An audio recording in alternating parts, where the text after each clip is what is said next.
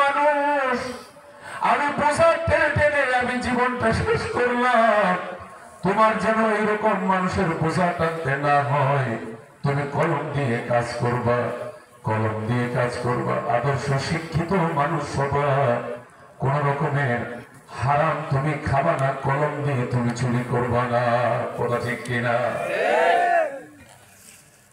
অন্তরের ভিতরে যদি কোরআনের শাসন থাকে, অন্তরের ভিতরে যদি মদিনাওয়ালার প্রেম ভালোবাসা থাকে, সেই মানুষটা কখনোই কলম দিয়ে চুরি করতে পারে না।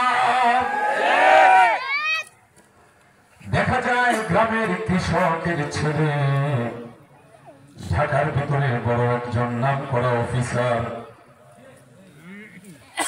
আপনাদের ময়মনসিংহ, আপনাদের ফুলপুর, আপনাদের ত্রিশাল কবি নজরুলের এরিয়া, ঠিক না?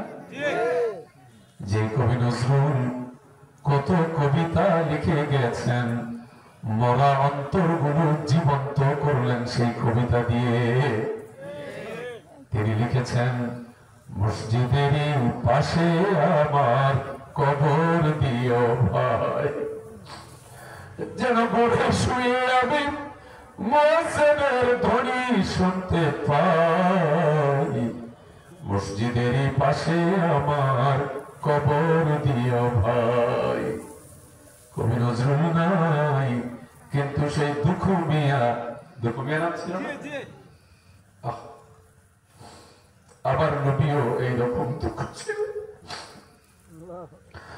আমার নবীও এইরকম দুঃখ ছিলেন। বাবা কি জিনিস, বাবার চেহারাটা দেখতে পারে নাই।